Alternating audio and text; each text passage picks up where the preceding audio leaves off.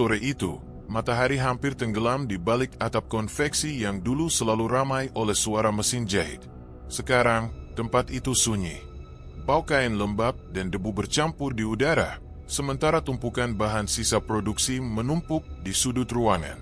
Haji Rohmat berdiri di tengah ruang kerjanya, menatap kosong ke arah pintu yang baru saja ditutup oleh pegawai terakhirnya. Orang yang selama ini setia, namun tak bisa lagi ia gaji. Tangannya menggenggam slip penjualan terakhir. Angka-angka di kertas itu tidak lagi berarti. Usaha yang ia bangun puluhan tahun, dari sebuah mesin jahit kecil di garasi rumah hingga menjadi konveksi besar dengan belasan karyawan, kini tinggal nama. Hutang kepada bank sudah jatuh tempo. Setiap hari ada surat peringatan baru yang menumpuk di meja. Telepon dari pihak penagih sudah seperti lonceng kematian yang datang tanpa henti. Sudahlah, MAH, mungkin ini sudah jalan Allah. Suara lembut Siti, istrinya, terdengar dari pintu. Ia membawa secangkir teh yang uapnya masih menari di udara. Wajahnya tampak lelah, tapi tetap tenang. Rohmat tak menjawab. Tatapannya tetap pada mesin jahit di depannya, mesin tua yang menjadi saksi awal perjuangannya. Kini benda itu seperti menyindirnya, seolah berkata bahwa semua kesuksesan hanyalah sementara. Dimas, anak laki-lakinya yang berusia 25 tahun, duduk di tangga depan rumah. Ia baru saja pulang dari mencari kerja serabutan. Pakaian kerjanya masih berdebu.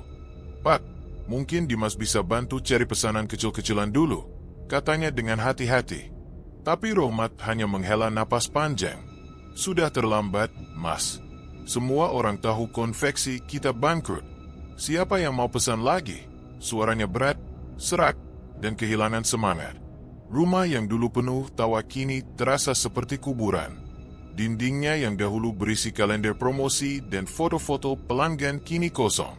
Jam dinding berdetak pelan. Setiap bunyinya seperti menambah beban di dada. Siti berusaha menjaga suasana tetap tenang, tapi dalam diam ia tahu suaminya mulai kehilangan arah. Beberapa kali, tetangga datang dengan wajah iba, membawa makanan atau menawarkan bantuan.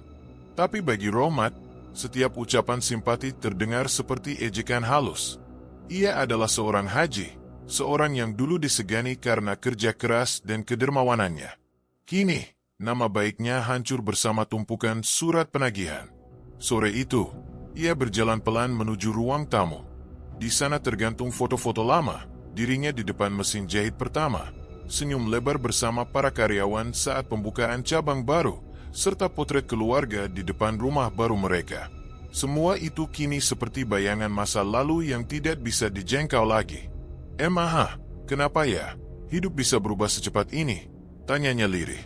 Siti mendekat, duduk di sebelahnya, menatap wajah suaminya yang tampak lebih tua dari usianya. "Mungkin Allah sedang ingin kita lebih sabar, Pak. Kita masih punya rumah ini, masih punya anak yang berbakti." "Tapi aku gagal, MAH," ucap Rohmat pelan. "Semua yang aku bangun hancur begitu saja. Aku sudah berdoa, sudah sedekah, sudah berusaha jujur, tapi tetap begini." Siti tak menjawab. Ia tahu suaminya sedang berada di titik terendah hidupnya. Di matanya ada sesuatu yang berbeda malam itu, bukan sekadar lelah, tapi juga kekosongan yang menakutkan. Angin sore masuk lewat jendela yang terbuka sedikit. Tirai berayun pelan. Dari kejauhan, terdengar suara azan maghrib berkumandang. Dimas bangkit berdiri, mengambil wudhu. Siti juga melangkah ke kamar, menyiapkan mukena. Namun Rohmat tetap diam. Ia menatap langit-langit yang mulai gelap, sementara cahaya jingga sore perlahan padam. Kedua tangannya terkulai di pangkuan. Di kepalanya, terngiang kalimat petugas ban pagi tadi. "Kalau Bapak tak bisa melunasi, rumah ini akan kami ambil alih bulan depan." Dadanya terasa sesat. Ia tahu, tak ada lagi yang bisa ia jual. Tak ada yang bisa ia tawarkan. Dunia seakan menutup semua jalan. Dari luar, azan masih bergema. Namun bagi Haji Rohmat, suara itu terdengar jauh, seolah berasal dari dunia yang sudah tak lagi mempedulikannya. Ia menatap kosong ke arah pintu, lalu menunduk. Di tengah keheningan, hanya detak jam dan desah napasnya yang terdengar. Sore berganti malam, Tapi ia tetap di posisi yang sama, terduduk di kursi ruang tamu, menatap kosong, dengan mata yang basah tapi tak meneteskan air mata. Malam itu, di dalam hatinya, tumbuh sesuatu yang samar, perasaan bahwa mungkin ada jalan lain untuk bangkit. Tapi ia belum tahu, jalan itu akan membawanya jauh dari cahaya. Pagi itu, cahaya matahari menerobos lewat jendela ruang tamu yang sudah kehilangan tirai. Kain tipis yang dulu menutup kaca itu sudah dijual seminggu lalu bersama beberapa barang lainnya. Meja makan kini hanya tersisa 2 kursi. Lemari besar yang biasanya penuh pakaian kini tinggal rangka kayu kosong di pojok kamar. Rumah Haji Rohmat perlahan berubah dari tempat hangat penuh kehidupan menjadi ruangan-ruangan sunyi yang menampung kenangan. Siti berjalan pelan sambil membawa sapu lidi, menyapu lantai yang mulai berdebu. Di teras, ada 2 orang pembeli barang bekas yang sedang menawar setrika dan kipas angin. "Ambil saja, Pak, asal dibayar tunai," katanya dengan suara lemah. Wajahnya tak lagi menunjukkan malu. Ia hanya ingin rumah ini tetap punya listrik minggu depan. Dimas baru pulang dari pasar. Di tangannya ada kantong plastik berisi bahan makanan seadanya. Beras 1 kilo, telur setengah lusin, dan sedikit cabai. "Cuma ini yang cukup, Bu. Harga naik semua," katanya sambil menaruh belanjaan di dapur yang kini tampak lebih kosong dari sebelumnya. Siti mengangguk pelan. "Nggak apa-apa, Nak. Yang penting masih bisa makan." Ia mencoba tersenyum, tapi senyum itu terasa kaku. Di matanya ada kelelahan yang sudah tak bisa ditutupi. Di kamar depan, Haji Rohmat duduk di ranjangnya, menatap kosong ke arah dinding. Di depannya tergantung sajadah yang sudah usang, dan di sampingnya ada tumpukan amplop tagihan yang belum terbayar. Ia membuka salah satunya, surat dari bank yang memberinya tenggat waktu 7 hari. Tulisan di atas kertas itu terasa seperti pisau yang menekan dada. "MAH, sampai kapan kita begini?" Suaranya pelan namun penuh getir. Siti datang menghampiri, duduk di sampingnya. "Sampai Allah tunjukkan jalan, Pak. Dimas juga sudah mulai bantu. Jangan terlalu dipikirkan." Rohmat menarik napas panjang. "Dulu aku bisa bantu orang. Sekarang malah aku yang susah. Orang-orang di masjid, di pasar, di sekitar sini, semua lihat aku dengan kasihan." "Bukan kasihan, Pak. Mereka simpati." "Tidak, MAH. Aku malu," ucapnya lirih. "Aku ini Haji Rohmat, dulu dikenal dermawan. Sekarang, tak sanggup bayar listrik, harus jual perabotan." Kata-kata itu menggantung di udara. Siti menunduk, menahan air mata yang mulai menggenang. Ia tahu suaminya bukan sekadar kehilangan uang, tapi juga harga diri. Dimas masuk pelan, membawa secangkir teh hangat. "Pak, minum dulu." Rohmat menerima tanpa bicara. Tangannya gemetar sedikit, cangkir itu bergetar di genggamannya. Ia menatap wajah anaknya yang masih muda tapi sudah memikul beban terlalu berat. "Maaf, Mas. Harusnya Bapak bisa jadi panutan, bukan malah begini." Dimas menggeleng. "Nggak apa-apa, Pak. Dimas tahu Bapak sudah berjuang." Rohmat tidak menjawab. Ia menatap jendela, melihat halaman yang dulu ramai dengan mobil pengantar kain. Sekarang halaman itu kosong. Hanya ada daun-daun kering dan sebuah mesin jahit tua yang dibiarkan di bawah teras, berkarat karena hujan. Beberapa tetangga lewat, menatap rumah itu dengan pandangan prihatin. Ada yang melambaikan tangan, tapi Rohmat tak membalas. Ia menutup gorden seadanya, enggan terlihat. Di dalam dirinya, tumbuh rasa kecil dan tak berguna. Sore hari, Siti menghitung uang hasil penjualan barang-barang tadi pagi. Hanya cukup untuk bayar air dan listrik seminggu ke depan. "Yang penting bertahan dulu, Pak," katanya. Rohmat mengangguk tanpa ekspresi. Pandangannya kosong ke lantai, seolah pikirannya berada jauh entah kemana. Malam mulai turun. Di luar, suara jangkrik bercampur dengan lolongan anjing. Di dalam rumah, hanya lampu temaram yang menerangi ruang tamu. Siti dan Dimas sudah tertidur, tapi Rohmat masih terjaga. Ia duduk di kursi rotan yang sudah retak, menatap foto-foto lama di dinding. Dalam bayang lampu kuning, wajah-wajah dalam foto itu seperti hidup, Dirinya yang tersenyum bangga di depan mesin jahit, Siti dengan kebaya sederhana, Dimas kecil memegang potongan kain. Semua kenangan itu terasa jauh, seperti milik orang lain. Ia menunduk, menatap kedua tangannya. Dulu tangan itu menghasilkan rezeki halal, kini hanya menggenggam kesedihan. Kenapa semua ini terjadi padaku? Gumamnya pelan. Dalam keheningan itu, terdengar suara kecil dari luar, seperti langkah kaki di halaman.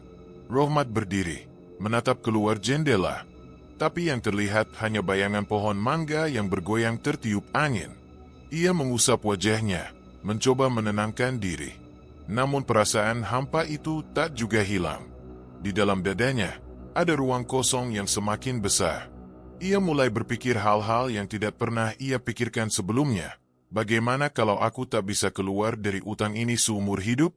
Apa gunanya semua doa kalau tak ada hasil? Malam itu, untuk pertama kalinya, Haji Rohmat tak ikut salat berjamaah di rumah. Ia hanya duduk di ruang tamu, menatap lantai tanpa arah. Di luar, hujan mulai turun pelan. Butiran air menetes dari atap seng, mengisi keheningan yang menusuk. Rumah itu kini bukan sekadar kosong karena barang-barangnya dijual, tapi juga karena harapan perlahan pergi bersama suara hujan. Dan di balik tatapan kosong Haji Rohmat malam itu, lahirlah sesuatu yang baru. Bukan lagi semangat, melainkan keinginan untuk menemukan jalan pintas keluar dari penderitaan, apapun risikonya. Siang itu matahari menyorot terik, memantul di jalanan berdebu. Haji Rohmat berjalan pelan di trotoar kota sambil menunduk, seolah menghindari dunia. Bajunya rapi tapi lusuh, dan wajahnya tampak lebih tua dari usianya. Ia baru saja dari bank, sekadar menunda waktu, meminta kelonggaran pembayaran, tapi hasilnya nihil. Petugas bank hanya memberi senyum dingin dan lembaran surat peringatan baru. Langkahnya terhenti di depan sebuah warung kopi kecil di tepi jalan. Aroma kopi hitam dan gorengan hangus menguar dari dapur. Di pojok warung, beberapa sopir angkot bercakap keras, sementara radio tua memutar lagu dangdut pelan. Rohmat memutuskan duduk di pojok paling pinggir, mencoba menenangkan pikirannya. Segelas kopi pahit, "Bu," katanya pada pelayan yang lewat. Sambil menunggu, ia mengeluarkan kertas tagihan dari saku. Angka-angka di situ seakan mengejeknya. Ia menatap kosong, lalu menutupnya dengan tangan. Tak lama kemudian, seseorang menepuk bahunya dari belakang. "Loh, ini bukan Rohmat, kan?" Suara berat itu terdengar akrab tapi asing. Rohmat menoleh. Di hadapannya berdiri seorang pria berperawakan besar dengan kemeja mahal, jam tangan mencolok, dan senyum lebar. Sekilas, Rohmat mengenalinya. "Rono. Pak Rono." "Hah, masih ingat juga? Wah, udah berapa tahun, ya?" Mereka saling berjabat tangan. Dulu, Rono adalah rekan bisnisnya di masa awal konveksi. Orang yang sering gagal tapi pandai bicara. Waktu itu, usaha Rono lebih dulu tumbang. Tapi kini penampilannya berbeda, rapi, mewah, dan percaya diri.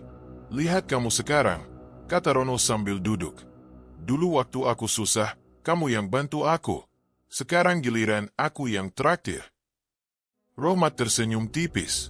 "Ah, saya nggak pantas ditraktir, nomor. Lagi banyak pikiran." Justru itu, pikiran gak akan selesai kalau perut kosong. Mereka pun duduk berhadapan. Kopi panas di depan Rohmat mengeluarkan asap tipis. Rono menatapnya lama, seperti sedang menilai keadaan. "Aku dengar konveksi kamu tutup, ya?" Rohmat mengangguk pelan. "Iya, bangkrut total. Hutang masih numpuk. Sayang banget. Dulu bisnis kamu paling jalan. Aku juga sempat pengen ikut belajar dari kamu. Sekarang malah terbalik." Rohmat menjawab getir. "Kamu malah kelihatan sukses." Rono tertawa pelan, tapi matanya tidak ikut tersenyum. Bisa dibilang begitu. Rezeki datangnya aneh-aneh, Mat. Kadang lewat cara yang gak kita duga. "Kerja apa sekarang?" tanya Rohmat hati-hati. Rono menyandarkan tubuhnya, menyesap kopinya dengan tenang. "Bisnis juga, tapi bukan konveksi lagi. Aku lebih banyak urus proyek dan bantuan orang-orang tertentu." "Bantuan?" "Ya, bisa dibilang begitu." Rono menatap sekeliling, memastikan tak ada yang mendengar. Enggak semua rezeki itu harus dicari dengan kerja keras. Mat, ada cara lain. Cara yang lebih cepat. Rohmat menatapnya, keningnya berkerut. Maksudmu apa? Rono hanya tersenyum samar. Ah, nanti aja aku jelasin. Sekarang nikmatin dulu kopinya. Tapi satu hal, aku lihat kamu orang baik, tapi terlalu nurut aturan. Dunia sekarang gak begitu mainnya. Ucapan itu membuat Rohmat terdiam. Ia menatap keluar warung, melihat kendaraan lalu lalang. Di pikirannya, kalimat itu bergema. Ada cara lain, lebih cepat. Mereka berbincang cukup lama. Rono menceritakan kehidupannya yang tiba-tiba membaik, kontrak besar yang datang entah dari mana, proyek lancar tanpa hambatan, dan rumah barunya di pinggiran kota. Semua terdengar terlalu mudah. Kalau kamu mau, nanti aku kenalin sama orang, ucap Rono pelan sambil menepuk meja. Tapi itu bukan buat semua orang. Harus punya niat kuat dan keberanian. Orang? Rohmat menatapnya penuh tanya. Ya, seseorang yang bisa bantu rezeki kamu balik. Tapi bukan sembarang bantuan. Cuma orang yang benar-benar siap aja yang bisa jalanin. Nada suaranya berubah lebih dalam, dan Rohmat merasakan sesuatu yang jenggal, antara penasaran dan takut. Jalan yang kamu maksud itu halal, kan? Rono tersenyum kecil. Mat, dunia ini abu-abu. Kadang yang kamu kira hitam malah bisa nolong kamu, asal kamu nggak ragu. Kalimat itu membuat Rohmat diam lama. Ia ingin bertanya lebih jauh, tapi ada rasa enggan. Hatinya setengah menolak, setengah tertarik. Rono lalu berdiri, membayar kopi mereka. Aku harus pergi. Ada janji. Tapi nanti aku cari kamu lagi. Aku yakin kamu bakal butuh jalan cepat itu, sooner or later. Sebelum pergi, Rono menepuk bahu Rohmat sekali lagi. Kalau udah siap, cari aku di warung ini, jam segini. Tapi ingat, jangan cerita ke siapapun. Setelah Rono pergi, warung itu terasa lebih sepi dari sebelumnya. Suara radio mendadak terdengar jelas, menyanyikan lagu lama tentang nasib dan harapan. Rohmat masih duduk diam, matanya kosong menatap gelas kopi yang sudah dingin. Ia merasa seperti seseorang baru saja membuka pintu di pikirannya, pintu menuju sesuatu yang gelap tapi menggoda. Di satu sisi, hatinya menolak, tapi sisi lain merasakan dorongan kuat untuk tahu lebih jauh. Sore itu, saat ia berjalan pulang, langkahnya terasa lebih berat. Di kejauhan, suara azan zuhur berkumandang, namun Rohmat tak menoleh ke arah masjid. Kata-kata Rono terus berputar di kepalanya, menenggelamkan panggilan suci itu. Enggak semua rezeki harus dicari dengan kerja keras. Mat, ada cara lain. Dan untuk pertama kalinya, Haji Rohmat membiarkan pikirannya melayang ke arah yang belum pernah ia berani tempuh, jalan pintas yang dijanjikan Rono. Malam itu terasa lebih panjang dari biasanya. Jam di dinding sudah melewati pukul 12, tapi mata Haji Rohmat sama sekali tak mau terpejam. Ia berbaring di ranjang, menatap langit-langit kamar yang gelap, hanya diterangi cahaya samar dari lampu teras yang menembus celah pintu. Di luar, suara jangkrik terdengar bersahutan, sementara angin malam berdesir pelan melewati celah jendela yang tak tertutup rapat. Di sisi lain ranjang, Siti sudah lama tertidur. Nafasnya teratur, tapi sesekali wajahnya tampak gelisah, mungkin terbawa oleh beban pikiran yang tak kalah berat. Rohmat memejamkan mata, mencoba mengusir bayangan siang tadi. Pertemuannya dengan Rono, teman lama yang kini seperti hidup di dunia lain. Enggak semua rezeki harus dicari dengan kerja keras. Mat, ada cara lain. Kata-kata itu terngiang-ngiang di kepalanya, menolak pergi. Ia membolak-balikkan badan. Setiap kali memejamkan mata, yang muncul justru bayangan Rono dengan senyum samar dan tatapan misteriusnya. Hatinya gelisah. Ada sesuatu yang tak bisa ia jelaskan, campuran antara rasa takut dan keinginan. Ya Allah, bisiknya lirih. Kalau ini ujian, beri aku kekuatan. Tapi setelah doa itu terucap, yang datang bukanlah ketenangan. Justru kepalanya semakin berat, matanya mulai mengantuk, dan perlahan dunia nyata menjauh. Dalam tidurnya yang setengah sadar, Ia bermimpi. Ia berdiri di tengah ruang tamu rumahnya yang gelap, sendirian. Di luar, angin berembus kencang, menggoyang tirai dan membuat pintu berderit. Tiba-tiba dari arah dapur, muncul bayangan hitam tinggi besar, bergerak perlahan ke arahnya. Bayangan itu tak memiliki wajah, hanya sepasang mata merah samar yang menatap tajam. Siapa kau?" Suara Rohmat serak dalam mimpi itu. Bayangan itu tidak menjawab. Ia mengangkat tangannya, dan dari telapak yang hitam pekat itu, mengalir serpihan-serpihan emas, berkilau, menumpuk di lantai, membentuk gundukan. Suara logam beradu bergema di seluruh ruangan. "Ambil, kalau kau ingin semua kembali," bisik suara berat itu, terdengar dari segala arah, menggema seperti datang dari dalam kepala Rohmat sendiri. Ia menatap emas itu.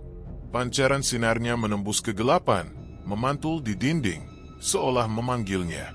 Jantungnya berdegup kencang. Ia melangkah satu langkah mendekat, lalu satu langkah lagi.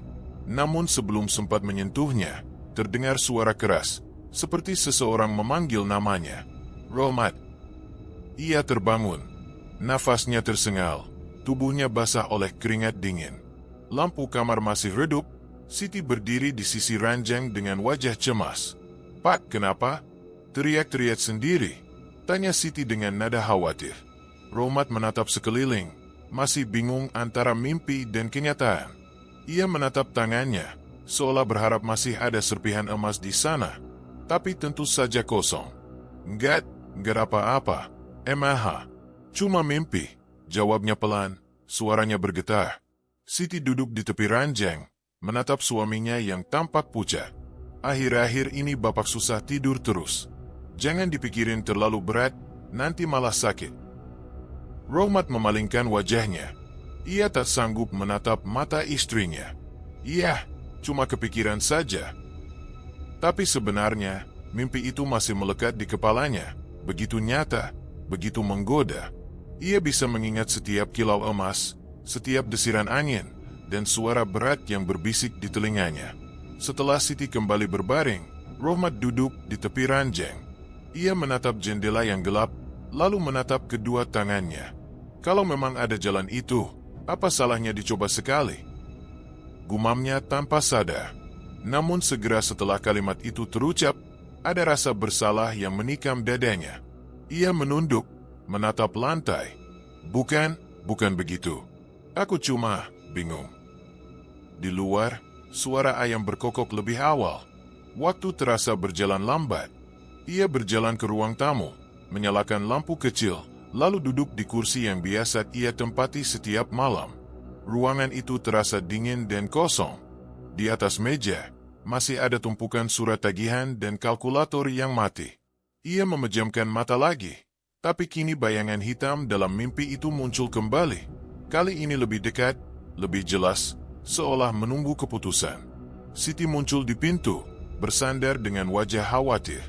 "Pak, nggak tidur lagi?" Rohmat terdiam sesaat, lalu tersenyum tipis. "Belum ngantuk?" "Jangan melamun terus, nanti malah jatuh sakit." "Iya, Emaha." Siti menatapnya sebentar sebelum kembali ke kamar. Tapi dalam hatinya, ia tahu sesuatu telah berubah pada suaminya. Pandangan matanya berbeda, seperti orang yang sedang mencari sesuatu yang belum tentu ada. Malam itu, setelah rumah benar-benar sunyi, Rohmat masih duduk di kursinya. Kepalanya menunduk, matanya kosong, dan dalam dadanya, dua suara berperang. Satu berbisik agar tetap sabar, satu lagi menawarkan jalan cepat yang terasa semakin dekat. Dan entah kenapa, untuk pertama kalinya, ia mulai mendengarkan bisikan yang salah itu lebih lama dari biasanya. Malam itu, udara terasa lebih lembab dari biasanya. Angin membawa bau tanah basah dan rumput liar dari arah sawah yang luas. Haji Rohmat berdiri di depan rumahnya dengan tangan gemetar, menatap jam di pergelangan tangannya yang sudah melewati pukul 10 malam. Ia hampir memutuskan untuk kembali masuk ke rumah ketika dari kejauhan, suara motor terdengar mendekat. Lampu motor menembus gelap jalan kecil di depan rumahnya, lalu berhenti tepat di depan pagar. Rono turun dengan jaket hitam dan senyum tipis di wajahnya. "Masih ingat janji kita, Mat?" Suaranya pelan, tapi tegas. Rohmat menelan ludah. Aku belum yakin. Nomor. Ini malam-malam begini kemana, sih? Rono menepuk bahunya. Tenang saja. Aku cuma mau kamu lihat dulu. Kalau belum mau, nggak usah lanjut. Tapi setelah lihat, kamu bakal ngerti kenapa aku bisa berubah nasib. Rohmat tak menjawab. Ada rasa ragu yang kuat di hatinya, tapi rasa penasaran jauh lebih besar. Akhirnya ia mengangguk pelan dan ikut naik ke motor. Perjalanan mereka menembus jalanan kecil yang semakin sepi. Lampu jalan mulai jarang terlihat, berganti dengan gelap dan suara jangkrik di tepi sawah. Angin malam menusuk kulit, membawa aroma lumpur yang kuat.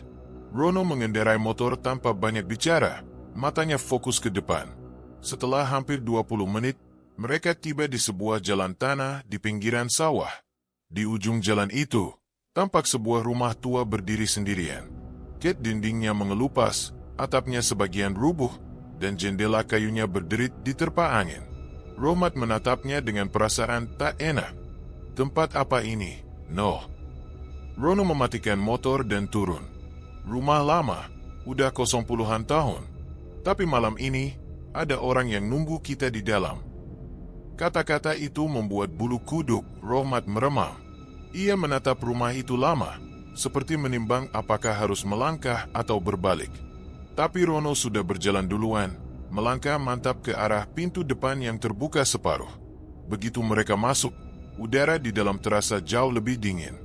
Bau dupa menyengat, bercampur dengan bau kayu lapuk. Di tengah ruangan, ada 3 lilin menyala di atas lantai tanah. Di belakangnya, seorang pria tua duduk bersila, mengenakan jubah hitam dan ikat kepala merah. Matanya tertutup, tapi bibirnya bergerak pelan, melantunkan doa-doa yang tak dipahami Rohmat. Duduklah, kata Rono pelan. Jangan banyak tanya dulu. Rohmat menurut. Ia duduk di lantai, sementara pria tua itu terus membaca sesuatu yang mirip mantra. Suaranya berat dan dalam, seperti berasal dari tempat yang jauh. Asap dupa menebal, membuat pandangan kabur. Beberapa menit kemudian, pria tua itu membuka matanya. Tatapannya tajam, menembus gelap ruangan. Kau yang ingin jalan keluar dari kesempitan hidup. Rohmat terdiam. Ia menatap Rono seolah meminta penjelasan. Tapi Rono hanya mengangguk pelan, memberi isyarat agar ia menjawab. Yah, kata Rohmat akhirnya, suaranya nyaris bergetar. Pria tua itu tersenyum samar. Semua rezeki punya harga, tapi yang datang lewat jalan ini, tak bisa kau tolak setelah memulainya. Apa maksudnya? Begitu kau ambil langkah pertama, tak ada jalan kembali. Semua harus dibayar, entah dengan apa. Ucapan itu membuat dada Rohmat terasa sesat. Ia ingin bertanya lebih jauh, tapi suasana ruangan membuatnya tak mampu bicara. Lilin di depan mereka berkedip-kedip, seolah tertiup angin dari arah yang tak terlihat. Pria tua itu kemudian mengeluarkan sesuatu dari kain hitam di depannya. Sebuah kendi kecil berwarna gelap, mulutnya ditutup kain merah. Kalau kau mau tahu kebenarannya, lihat isi kendi ini nanti. Tapi jangan sekarang. Kau belum siap. Rono menatap Rohmat dengan pandangan serius. Aku dulu juga mulai dari sini. Hidupku berubah setelahnya. Tapi ingat, Mat, kalau sudah ikut, jangan pernah mundur. Keringat dingin menetes di pelipis Rohmat. Ia menatap kendi itu lama, lalu mengalihkan pandangan ke arah Rono. Kau yakin ini bukan sesuatu yang salah? Rono tersenyum tipis. Kadang yang salah justru bisa menolong. Dunia nggak selalu hitam putih. Suara pria tua itu kembali menggema pelan, membaca doa-doa yang terdengar makin cepat. Lilin bergetar, bayangan mereka di dinding bergoyang panjang seperti hidup sendiri. Rohmat merasa jantungnya berdebar keras, kepalanya pusing. Lalu tiba-tiba, semua suara berhenti. Pria tua itu membuka mata sekali lagi, menatap Rohmat dalam-dalam. Malam depan, jika kau masih mengingat tempat ini, artinya kau dipanggil. Datanglah tanpa ragu. Setelah itu, lilin padam bersamaan. Ruangan gelap total. Hanya suara napas mereka bertiga yang terdengar. Beberapa detik kemudian, Rono menarik tangan Rohmat keluar dari rumah itu. Begitu pintu terbuka, angin malam kembali berhembus kencang, membuat daun kering berterbangan. Rohmat berjalan cepat, seolah ingin segera meninggalkan tempat itu. Dalam perjalanan pulang, mereka tak saling bicara. Hanya suara mesin motor yang mengisi keheningan. Tapi di kepala Rohmat, semua kejadian tadi berulang-ulang. Wajah pria tua itu, kendi hitam, doa yang tak ia mengerti, semuanya seperti melekat di pikirannya. Saat motor berhenti di depan rumah, Rono menatapnya dengan pandangan tajam. Ingat, Mat, kalau kau balik ke sana besok malam, berarti kau udah siap. Tapi kalau enggak, jangan pernah cerita ke siapapun tentang malam ini. Rohmat hanya mengangguk pelan. Setelah Rono pergi, ia berdiri lama di depan pintu rumahnya. Angin malam masih berembus, tapi kini rasanya berbeda, lebih dingin, lebih berat. Ketika akhirnya ia masuk ke dalam rumah, Siti sudah tertidur di ruang tengah. Rohmat menatap istrinya sebentar, lalu duduk di kursi tamu. Tangannya gemetar, dadanya sesat. Ia merasa telah melihat sesuatu yang seharusnya tidak ia lihat. Namun di balik ketakutan itu, ada sesuatu yang aneh tumbuh dalam dirinya. Rasa penasaran yang tak bisa padam. Malam itu, Haji Rohmat menatap jendela gelap, dan dalam bayangan kaca, ia hampir bisa melihat wajahnya sendiri berubah, lelah, bingung, tapi ada sinar kecil di matanya. Sinar orang yang mulai tergoda oleh sesuatu yang ia tahu salah, tapi tak bisa ia hindari. Beberapa hari berlalu sejak malam di rumah tua itu. Haji Rohmat berusaha menjalani hari seperti biasa, tapi pikirannya terus dihantui bayangan Rono dan sosok pria berjubah hitam. Ia tak berani menceritakan apapun pada Siti atau Dimas. Semua terasa seperti mimpi, tapi entah mengapa, mulai ada hal-hal aneh yang tak bisa dijelaskan dengan akal. Pagi itu, suara ketukan di pintu terdengar. Rohmat baru saja selesai salat subuh ketika seorang tetangga datang membawa plastik berisi bahan kain. Pak Haji, saya dengar konveksinya buka lagi. Saya mau jahit seragam buat arisan. Yah, kata perempuan itu dengan ramah. Rohmat tertegun. Ia bahkan belum membuka konveksi lagi. Mesin jahitnya masih diselimuti debu. Iya, insya Allah bisa. Jawabnya spontan, agak bingung. Belum sempat memproses apa yang terjadi. 2 hari kemudian datang lagi pelanggan lain. Lalu berikutnya, seorang pedagang baju dari pasar menitipkan jahitan seragam sekolah. Dalam waktu seminggu, rumah yang tadinya sunyi kini mulai ramai dengan tumpukan kain baru. Mesin jahit lama kembali hidup, berderat pelan seperti bangkit dari tidur panjangnya. Siti memandang suaminya dengan wajah heran sekaligus senang. Alhamdulillah, Pak. Tiba-tiba banyak yang datang. Ya, padahal Bapak nggak promosi apa-apa. Rohmat hanya tersenyum tipis. Iya, Emaha. Mungkin rezeki mulai balik lagi. Namun dalam hatinya, ada rasa lain yang tak bisa ia jelaskan. Ia tahu, tidak ada yang tiba-tiba di dunia ini, terutama setelah malam di rumah tua itu. Sore hari, saat sedang memperbaiki mesin jahit, Dimas pulang membawa belanjaan. Ia menatap tumpukan kain di ruang tamu.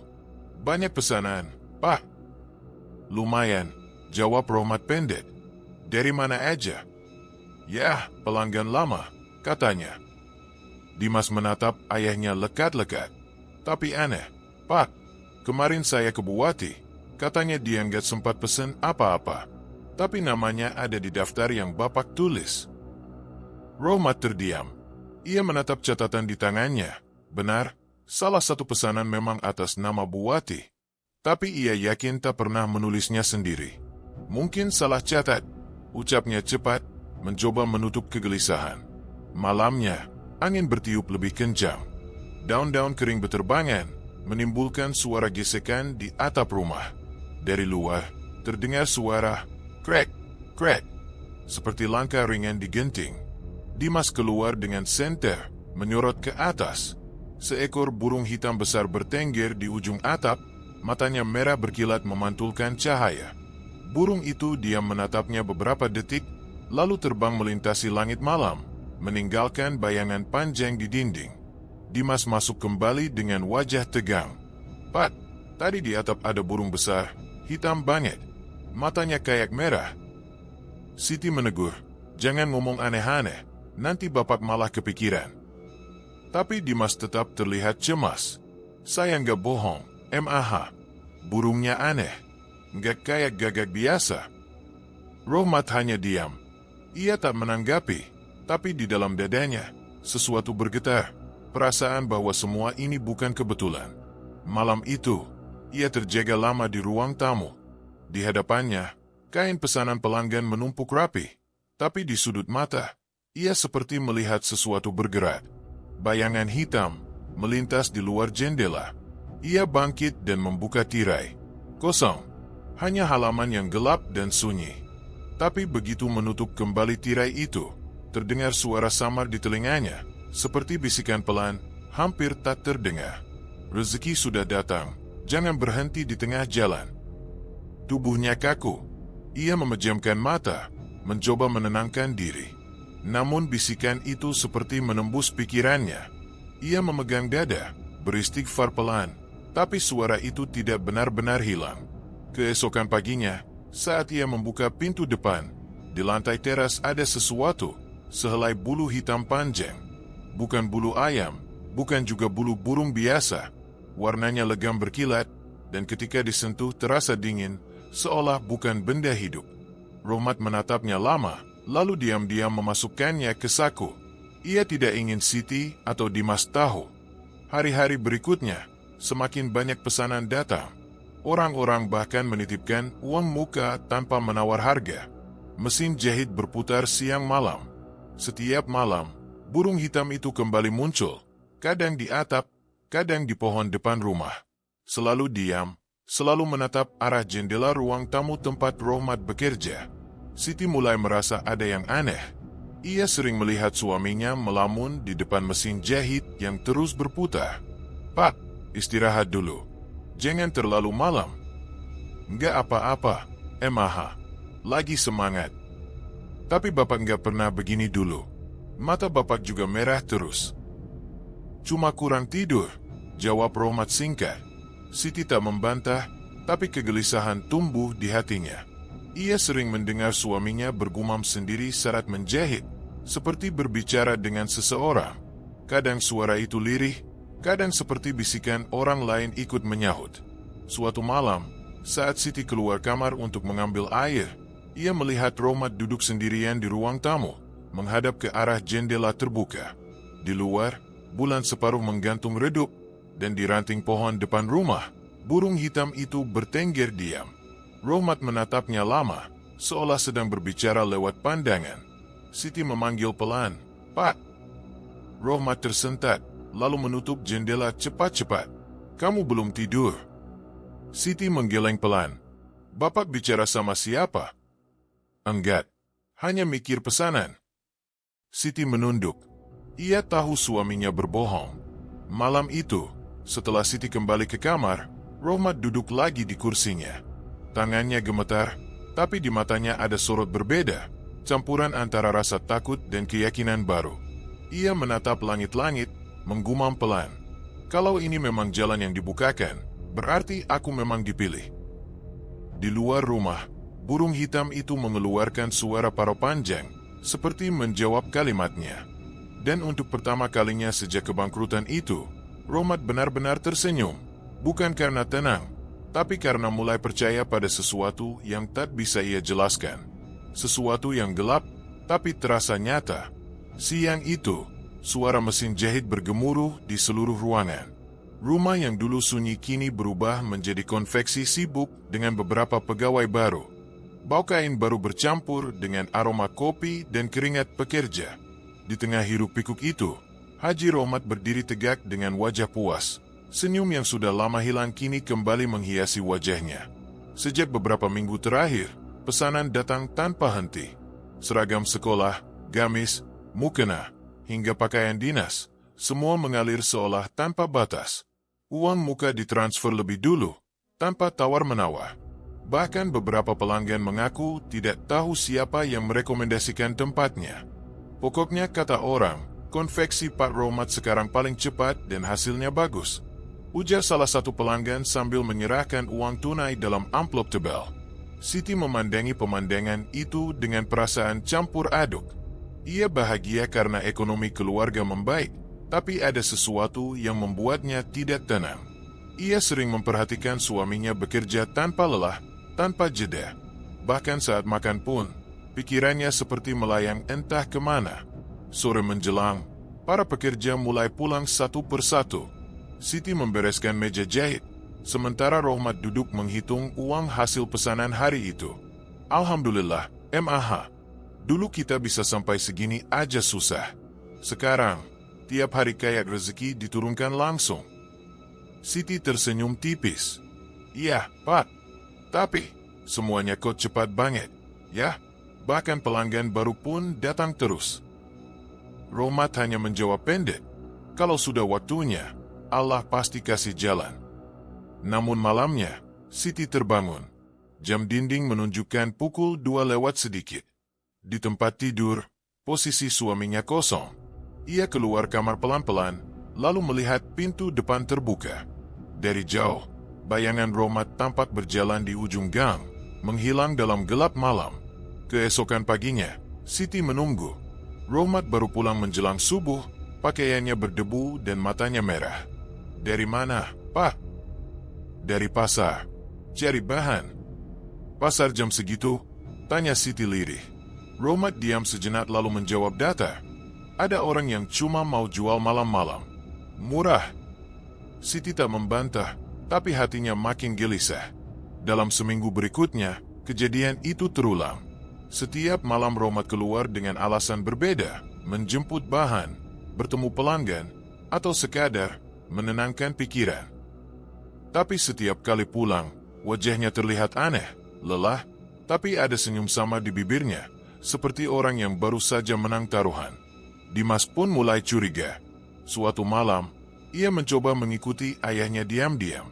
Ia melihat Rohmat berjalan cepat melewati jalan belakang menuju arah kebun tua di pinggir kota.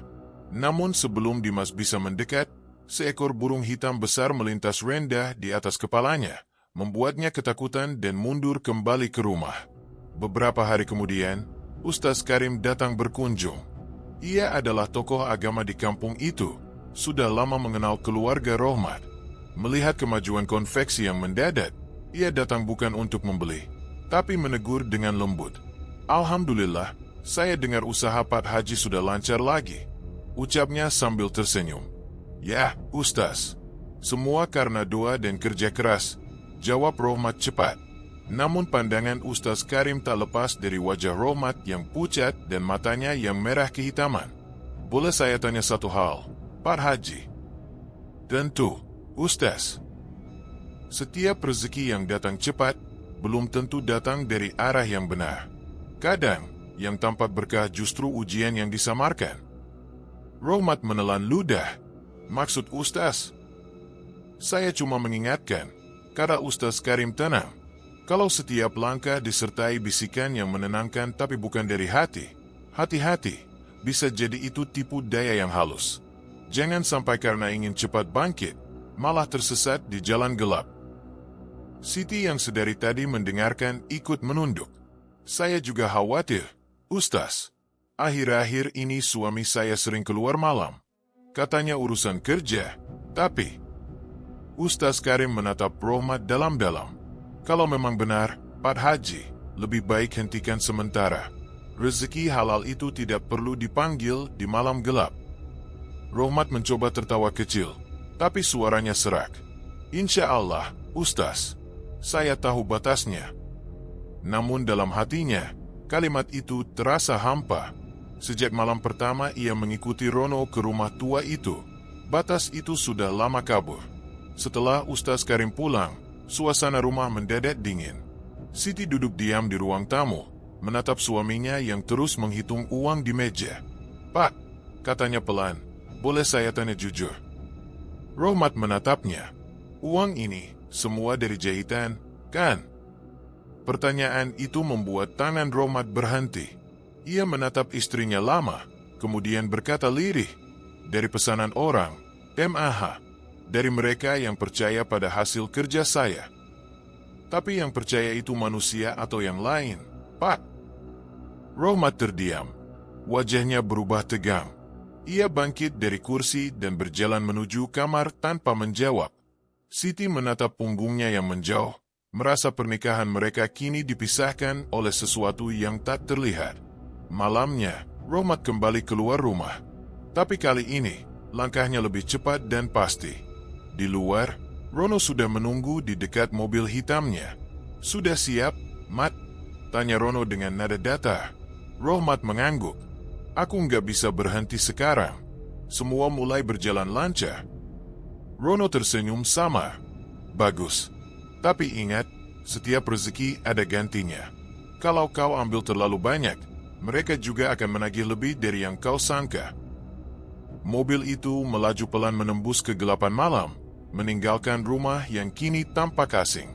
Dari jendela kamar, Siti melihat cahaya lampu mobil menghilang, lalu berbisik pelan, "Ya Allah, lindungi suamiku dari jalan yang salah." Namun di kejauhan, seekor burung hitam kembali terbang rendah, berputar sekali di atas atap rumah itu, seolah memberi isyarat bahwa semuanya baru saja dimulai. Malam itu, udara terasa berat. Angin berembus pelan, membawa aroma lembab dari halaman belakang. Jam menunjukkan pukul 11 lewat sedikit ketika terdengar ketukan pelan di pintu depan. Siti sudah tertidur di kamar, sementara Haji Rohmat masih duduk di ruang tamu, menatap lembaran uang di atas meja. Tot. Rohmat menoleh. Ia tahu siapa yang datang bahkan sebelum pintu dibuka. Ia berjalan perlahan, membuka pintu, dan di sana berdiri Rono, mengenakan jaket hitam, wajahnya separuh tertutup bayangan. Di tangannya, ia membawa sebuah kendi tua berwarna hitam legam, ditutup kain merah yang diikat tali jerami. "Ini waktunya," kata Rono tanpa basa-basi. Suaranya datar, nyaris tanpa emosi. Rohmat menatap kendi itu. "Apa ini?" "Penjaga rezekimu," jawab Rono pelan. "Simpan di kamar. Jangan dibuka, jangan disentuh. Cukup beri sesajen air putih dan kembang setiap malam Jumat." Rohmat ragu. "Rono, aku belum pernah melakukan hal kayak begini." "Kalau kau masih ragu, lebih baik berhenti sekarang. Tapi ingat, kalau berhenti, semuanya akan hilang. Bisnismu, uangmu, bahkan kesehatan keluargamu bisa ikut lenyap." Ucapan itu membuat dada Rohmat menegang. Ia menatap kendi itu sekali lagi, lalu mengangguk pelan. "Baik, aku simpan." Rono tersenyum tipis. "Jaga ucapanmu. Dan jangan lupa, setiap malam Jumat, dia mendengarkan." Setelah Rono pergi, Rohmat membawa kendi itu masuk ke kamar. Lampu kamar hanya setengah redup. Ia meletakkannya di pojok dekat lemari, menutupnya dengan kain putih. Tapi sejak benda itu diletakkan, udara di kamar terasa berubah, lebih dingin, lebih sunyi. Malam itu, Siti terbangun karena mendengar suara aneh, seperti bisikan samar dari arah lemari, diikuti suara tangisan lirih, entah suara laki-laki atau perempuan. Ia duduk di ranjang, menatap Rohmat yang pura-pura tidur. "Pak," panggilnya pelan. Rohmat tidak menjawab. Ia pura-pura tak mendengar, tapi dalam hatinya ia juga mendengar suara itu. Keesokan harinya, Siti mencoba bicara.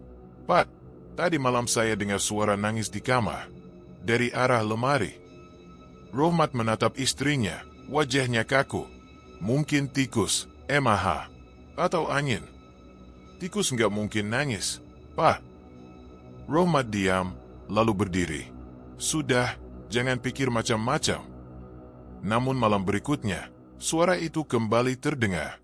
Kali ini lebih jelas, seperti suara perempuan berbisik, disertai ketukan lembut dari dalam kendi. Siti menjerit kecil dan menyalakan lampu. Kendi itu tetap di tempatnya, tapi di sekitar mulutnya tampak lembab, seperti baru disiram air. "Pak, ini apa sebenarnya?" "Sudahlah, jangan sentuh benda itu," seru Rohmat spontan, nadanya tinggi. Siti terdiam, terkejut melihat suaminya berubah seperti orang asing. Beberapa hari berikutnya, rumah mereka mulai terasa aneh. Bau melati sering muncul tiba-tiba, bahkan di siang bolong. Dimas yang sedang belajar pernah mendengar suara seseorang memanggil namanya dari arah belakang rumah, padahal tidak ada siapa-siapa. Kadang, pintu kamar terbuka sendiri, dan setiap malam Jumat, suhu rumah turun drastis. Siti menjadi semakin ketakutan. Ia tak lagi tidur nyenyak, bahkan mulai menyalakan lampu semalaman. Suaminya pun semakin sering menyendiri di kamar, duduk di depan kendi itu sambil menunduk diam. Suatu malam, Siti memberanikan diri mengintip dari celah pintu kamar. Ia melihat Rohmat duduk bersila, menatap kendi yang kini tidak lagi ditutupi kain. Dari dalam kendi, tampak cahaya merah samar menyala perlahan, sementara Rohmat melafalkan sesuatu dengan suara bergetar. Ya yang memberi, aku terima, aku jaga, aku patuhi. Siti menutup mulutnya agar tidak berteriak. Air matanya menetes tanpa sadar. Suaminya yang dulu rajin ke masjid kini berubah menjadi orang yang ia tak kenal lagi. Ketika pagi tiba, Rohmat keluar kamar dengan wajah letih tapi tersenyum aneh. Usaha kita makin besar, MAH. Besok ada pembeli dari luar kota mau kerja sama. Siti menatapnya tajam. Berapa harga yang kau bayar buat semua ini, Pak? Rohmat berhenti, menatap istrinya dalam diam. Kau nggak akan mengerti.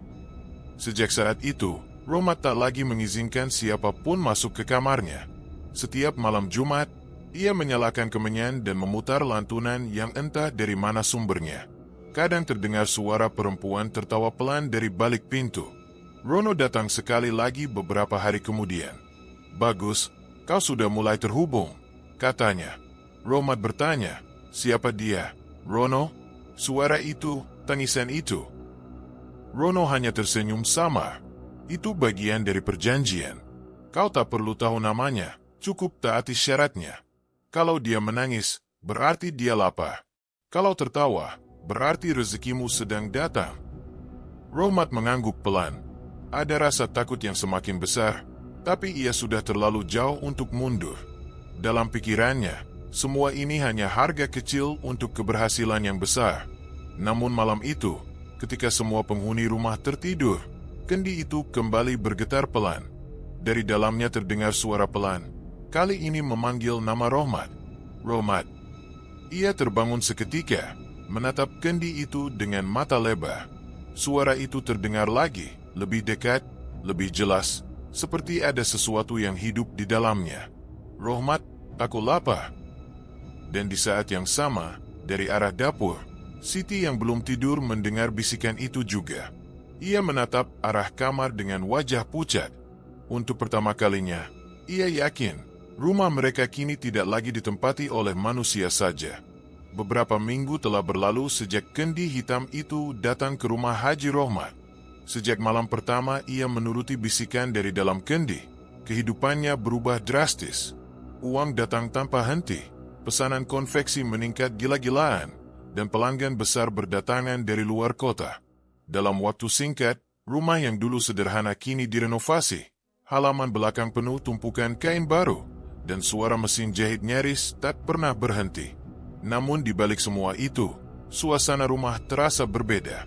Seperti ada sesuatu yang tak terlihat ikut tinggal bersama mereka. Pagi itu, Siti terbangun lebih awal dari biasanya. Ia hendak menjemur cucian, tapi langkahnya terhenti di halaman belakang. Di sana, ayam-ayam peliharaan mereka tergeletak mati, 10 ekor sekaligus. Tak ada luka di tubuhnya, tapi matanya terbuka lebar seolah melihat sesuatu yang menakutkan sebelum mati. Pak Rohmat, serunya panik. Rohmat keluar dengan wajah lelah. Ia menatap ayam-ayam itu, lalu menghela napas pelan. Buang saja. Mungkin racun dari rumput, katanya datar. Semua sekaligus. Pak, ini enggak wajar. Sudahlah, MAH. Jangan diperpanjang. Siti menatap suaminya. Wajahnya tampak berbeda, lebih dingin. Matanya merah seperti kurang tidur. Ia tak lagi berbicara lembut seperti dulu. Sekarang, setiap kata keluar dari mulutnya terasa berat, kaku, seolah dipaksa oleh sesuatu yang lain. Hari demi hari, kekayaan mereka makin meningkat. Mobil baru terparkir di garasi, pelanggan terus berdatangan. Tapi bersamaan dengan itu, kejadian ganjil makin sering terjadi. Setiap malam Jumat, suara tangisan dari kamar kembali terdengar. Bau anyir darah muncul tanpa sebab, terutama di sekitar kendi hitam yang kini diletakkan di dalam lemari besar. Suatu sore, saat membereskan kamar, Siti menemukan sesuatu di bawah tempat tidur. Sebuah kain putih kecil terlipat rapi. Ia membukanya, dan seketika tubuhnya gemetar. Di tengah kain itu, ada noda darah yang masih basah, seolah baru saja dioleskan. Bau amisnya menusuk hidung. Siti menutup mulut, menahan teriak. Ia berlari ke ruang tamu. "Pak, ini apa?" serunya sambil memperlihatkan kain itu. Rohmat menatapnya sebentar, lalu wajahnya berubah. "Dari mana kau dapat itu?" "Dari kamar, di bawah ranjang kita." "Jangan pernah buka itu lagi," bentaknya keras. Siti mundur ketakutan. "Pak, saya nggak ngerti lagi. Ini semua apa? Kenapa di rumah ini selalu ada yang aneh?" Rohmat mendekat, suaranya rendah namun tegas. "Kalau kau masih mau hidup tenang, jangan banyak tanya. Ini semua untuk keluarga kita." "Untuk keluarga, atau untuk dirimu sendiri?" balas Siti dengan suara gemetar. Wajah Rohmat menegang. Ada sesuatu di matanya, bukan kemarahan manusia biasa, tapi sesuatu yang gelap dan asing. Ia membalikkan badan dan masuk ke kamar tanpa menjawab. Malamnya, Siti mendengar langkah kaki di luar kamar. Ia mengintip dari jendela, melihat suaminya membawa kendi itu ke halaman belakang. Di bawah sinar bulan pucat, Rohmat meletakkan kendi di tanah, lalu menaburkan bunga dan air. Siti melihat jelas. Setelah ia berdoa pelan, dari dalam kendi muncul asap hitam tipis yang melingkar di sekeliling tubuhnya. Ia menutup tirai cepat-cepat, tubuhnya gemetar hebat. "Ya Allah, apa yang sudah dilakukan suamiku?" Keesokan harinya, kejadian ganjil makin menjadi. Kucing liar yang sering bermain di teras ditemukan mati di depan pintu. Anak kecil tetangga yang lewat mengaku mendengar seseorang tertawa dari arah kamar Rohmat, padahal jendela tertutup rapat. Dimas pun mulai menunjukkan perubahan. Ia sering terbangun tengah malam dan mengaku mendengar suara ayahnya berbicara sendiri. "Ayah ngomong sama siapa, Bu?" Katanya, "Sudah, nanti malam saya bayar gantinya," tanya Dimas polos. Siti hanya bisa memeluk anaknya erat-erat. "Jangan keluar kamar kalau malam, nah." Hari demi hari, Rohmat semakin sulit diajak bicara.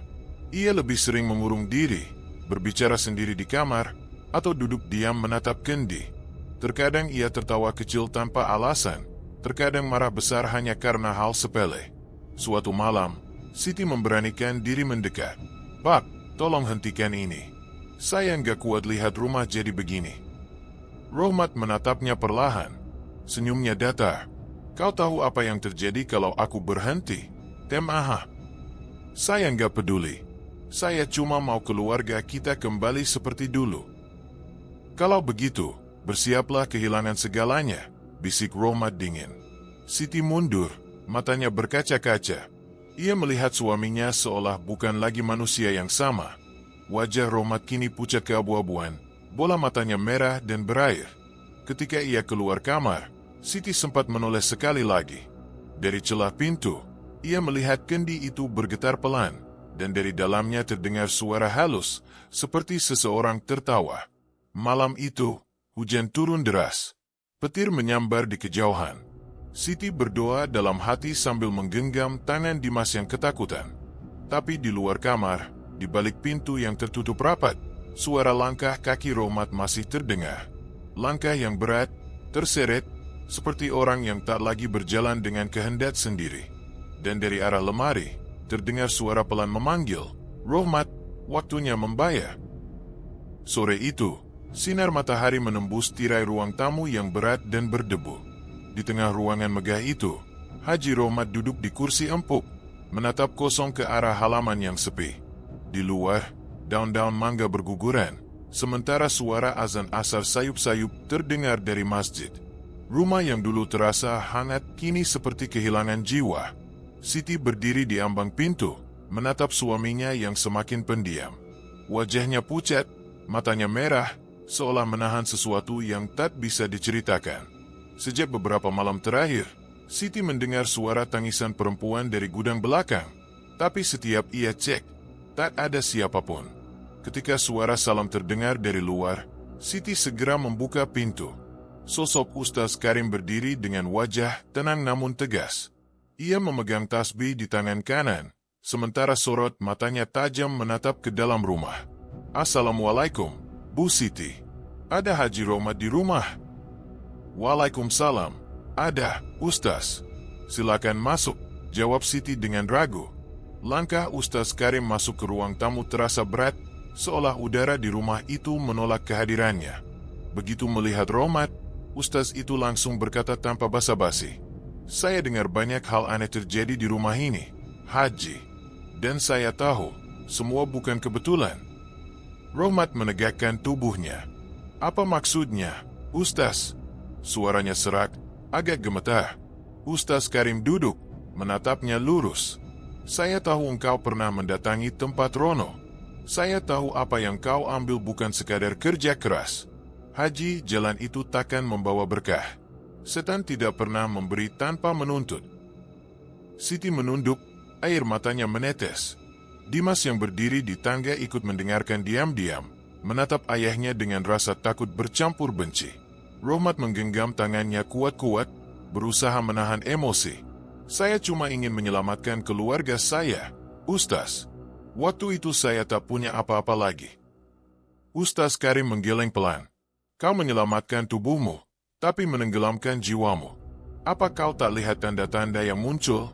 Hewan mati di halaman, suara tangis di malam hari, bayangan di belakangmu."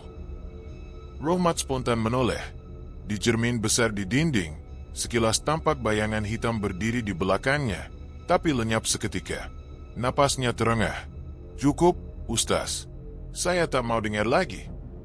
Ustaz Karim menatapnya lama, lalu berdiri. "Kalau begitu, saya hanya bisa berdoa semoga Allah segera membukakan hatimu. Tapi ingat, setiap kekayaan yang datang dari jalan gelap selalu menuntut jiwa sebagai gantinya. Kalau kau tak bertaubat sekarang, nanti mungkin sudah terlambat." Ustaz itu meninggalkan rumah tanpa menoleh lagi. Siti berlari mengejarnya, memohon agar jangan menyerah membantu suaminya. "Bu Siti," kata Ustaz Karim sebelum pergi, "tugas saya hanya mengingatkan. Sisanya tergantung pada kekuatan iman di rumah ini." Malam itu, Rohmat tak bisa tidur. Ucapan Ustaz terus bergema di kepalanya. Angin malam meniup tirai kamar, membuat lilin di meja bergoyang. Dalam cahaya redup, bayangan di dinding tampak berubah bentuk, menyerupai sosok tinggi dengan mata merah menyala. Suara berbisik terdengar di telinganya, lirih tapi jelas. "Kau tak perlu takut, aku hanya menagih apa yang sudah dijanjikan." Rohmat terbangun dengan keringat dingin, menatap kendi hitam di pojok kamar yang kini retak halus di bagian tutupnya. Ia berusaha membaca doa, tapi lidahnya keluh. Dari jendela, burung hitam bertengger sambil menatap ke dalam dengan tatapan tajam. Siti terbangun dan melihat suaminya gemetar. "Pak, kenapa, Pak?" Rohmat hanya menatap kosong, menutup wajah dengan kedua tangan. "Ustaz benar, Sid, tapi aku sudah terlalu jauh." Suara tangisan lirih terdengar lagi, kali ini dari bawah ranjang. Siti menjerit pelan dan memeluk suaminya. Rohmat hanya bisa memejamkan mata, menyesal tapi tak berdaya.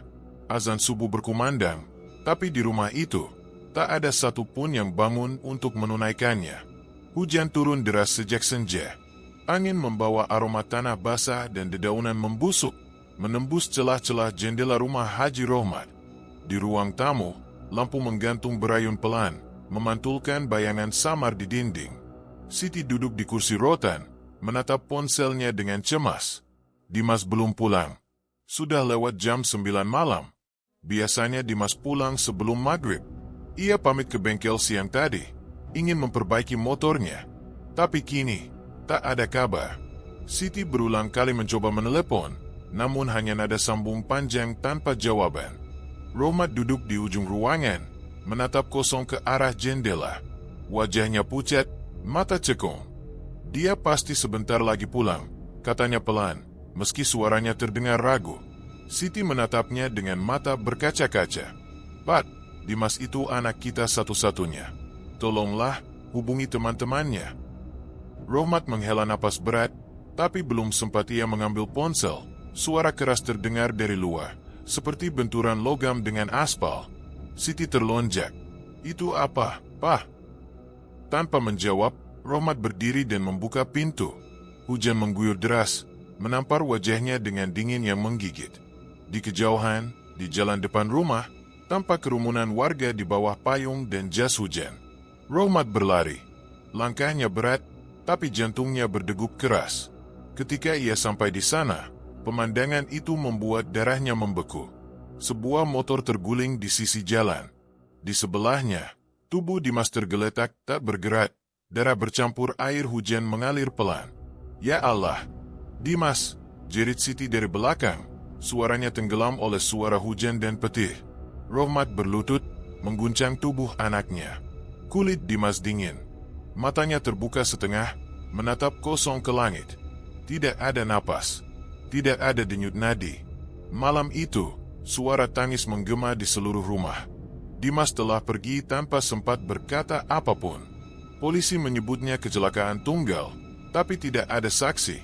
Tidak ada bekas rem, tidak ada tanda-tanda tabrakan. Seolah sesuatu sengaja menabraknya lalu menghilang begitu saja. Siti menangis tak henti. Ia memeluk tubuh anaknya di ruang tengah, sementara Rohmat berdiri kaku di dekat jendela, menatap keluar. Matanya kosong, tapi di balik itu ada rasa bersalah yang menyesakkan dada. Dalam hati, ia tahu ini bukan kebetulan. Seminggu lalu, ia terlambat melakukan persembahan seperti yang diperintahkan Rono. Ia menolak melanjutkan ritual karena mulai ketakutan. Kini, seseorang atau sesuatu telah menagih bayaran. Malam berikutnya, rumah menjadi lebih dingin dari biasanya. Lilin yang menyala di meja makan bergetar padahal tidak ada angin. Siti duduk di lantai, menatap foto Dimas yang tersenyum dalam bingkai. Tiba-tiba, aroma menyengat seperti daging terbakar tercium. "Pak, bau apa ini?" bisik Siti dengan suara gemetar. Rohmat berdiri, berjalan ke arah dapur. Semakin dekat, bau itu makin kuat, bau amis bercampur belerang. Ketika ia membuka pintu dapur, angin dingin menerpa wajahnya. Api dari kompor padam, tapi di lantai basah terlihat bekas langkah seperti telapak kaki besar berwarna hitam. Rohmat mundur perlahan, tapi sesuatu bergerak di sudut ruangan. Bayangan hitam merayap di dinding, bentuknya tinggi dan kurus, seperti manusia tapi tidak sempurna. Dari arah lemari, terdengar suara napas berat, lalu bisikan lirih. "Satu sudah diambil, tinggal 2 lagi." Siti menjerit keras dan berlari memeluk suaminya. Rohmat hanya bisa terdiam, matanya menatap sosok hitam itu yang perlahan lenyap ke arah jendela. Setelah itu, bau busuk semakin sering muncul. Suara langkah di atap terdengar setiap tengah malam. Siti mulai tidur di ruang tamu dengan lampu menyala penuh. Namun yang paling membuat Rohmat gemetar adalah kendi hitam di kamar. Tutupnya kini terbuka sedikit, dan setiap kali ia menatapnya, terdengar suara samar Dimas memanggil dari dalam. "Ayah!" Rohmat menutup telinganya, lututnya lemas. Ia tahu kini tidak ada jalan kembali. Harga dari kekayaan itu mulai dipungut, dan kehilangan pertama baru saja terjadi. Hujan sudah berhenti sejak sore, namun udara malam masih berat dan berbau tanah basah. Jam dinding menunjukkan pukul 2 lewat sedikit. Haji Rohmat terbangun mendadak karena suara klik pelan dari arah lemari di pojok kamar. Ia duduk perlahan, menatap ke arah kendi hitam yang diletakkan di atas meja kecil. Selama ini benda itu selalu diam, seolah hanya benda mati. Tapi malam ini, ada sesuatu yang berbeda. Dari sela tutupnya, keluar asap tipis berwarna abu-abu, berputar pelan seperti kabut yang hidup. Rohmat menelan ludah, tubuhnya tegang. Ia mendekat dengan langkah ragu. Begitu jarak tinggal 1 meter, terdengar bunyi halus, krek-krek. Lalu sebuah retakan panjang muncul di badan kendi, membelah bagian tengahnya seperti disayat dari dalam.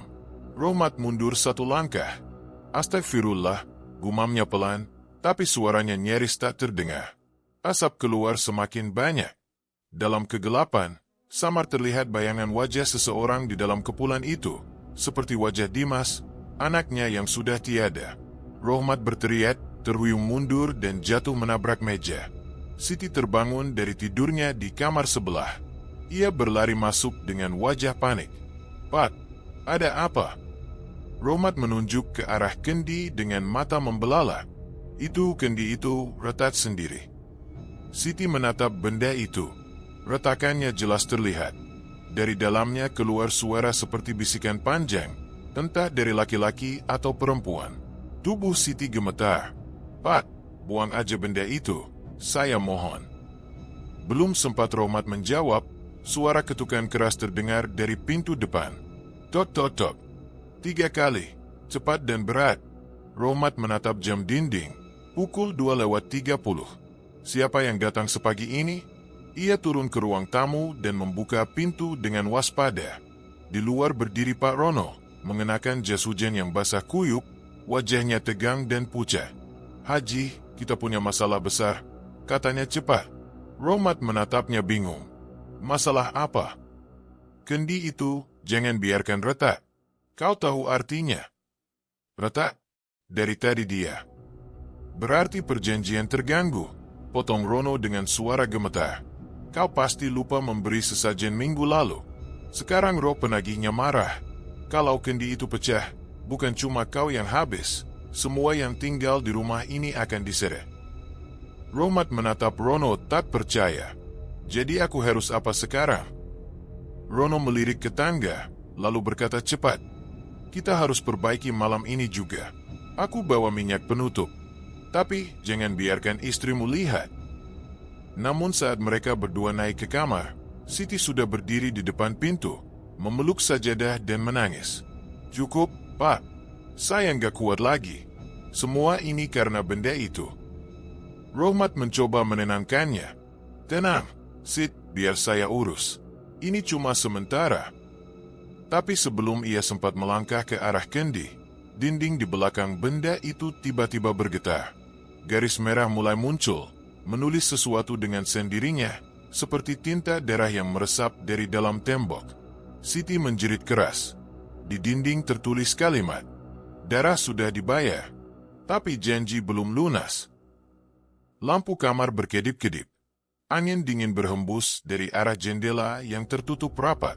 Rono mundur beberapa langkah, wajahnya berubah pucat pasi. Sudah terlambat, ini tandanya mereka datang sendiri. Rohmat menatap tulisan itu dengan mata liar. Ia memegang kepala, berteriak, "Aku nggak mau lagi. Aku mau berhenti." Namun dari kendi yang retak, terdengar suara tawa pelan, berat, menyeramkan, seperti berasal dari dasar sumur. Tak ada yang bisa berhenti sebelum semuanya lunas. Kendi itu bergetar hebat, lalu meledak dengan suara keras. Pecahannya menyebar ke lantai, dan dari dalamnya keluar cairan hitam pekat yang bergerak seperti hidup, merayap menuju kaki Rohmat. Rohmat menjerit, mundur dan terjatuh. Siti mencoba menariknya, tapi cairan itu menempel di ujung celana Rohmat, menimbulkan bekas gosong. Rono segera mengambil botol kecil dari saku, menaburkan cairan berbau tajam ke arah noda hitam itu. Cairan mendesis dan lenyap, tapi bau belerang langsung memenuhi kamar. Siti menutup hidungnya, menangis ketakutan. Ini bukan rumah lagi, Pat, ini neraka. Rohmat duduk di lantai, tubuhnya gemetar, matanya merah. "Aku cuma mau keluar dari hutan cuma itu," katanya dengan suara parau. Tapi dalam hatinya, ia tahu jalan keluar sudah tertutup rapat. Malam itu, suasana rumah seperti menunggu sesuatu yang mengerikan. Jam dinding berhenti berdetak tepat pukul 11. Lampu di ruang tengah meredup dengan sendirinya. Di udara, tercium bau anyir dan busuk yang semakin kuat dari arah kamar atas. Tempat kendi yang pernah retak kini disimpan di dalam kotak kayu. Haji Rohmat duduk di ruang tamu, tubuhnya menggigil walau tidak ada angin. Matanya merah, wajahnya pucat. Siti duduk di dekat pintu, berdoa dengan suara pelan, air mata menetes tanpa henti. Tiba-tiba terdengar suara berat dari arah tangga. "Rohmat!" Suara itu serak, seperti keluar dari dada yang terbakar. Rohmat mendongak, menatap ke atas. Tidak ada siapapun di sana, tapi suara itu terdengar lagi. Kali ini lebih dekat. Rohmat, waktunya tiba. Rohmat berdiri dengan gemetar. Siapa kau? Pergi. Aku nggak mau lagi. Namun jawabannya bukan kata-kata, melainkan suara tawa panjang yang menggema dari seluruh penjuru rumah. Cermin di ruang tamu retak tanpa sebab. Siti menjerit, menutup telinganya. Tiba-tiba pintu depan terbuka keras.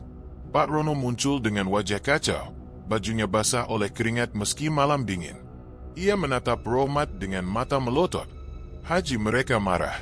Aku udah coba tenangkan, tapi mereka mau semua dibayar malam ini. Rohmat mendekat, mengguncang bahunya. Apa maksudmu, Rono? Siapa mereka? Tapi Rono tidak menjawab. Ia memegangi kepala, lalu menjerit keras sambil jatuh berlutut. Suaranya berubah berat dan dalam, seperti bukan miliknya sendiri.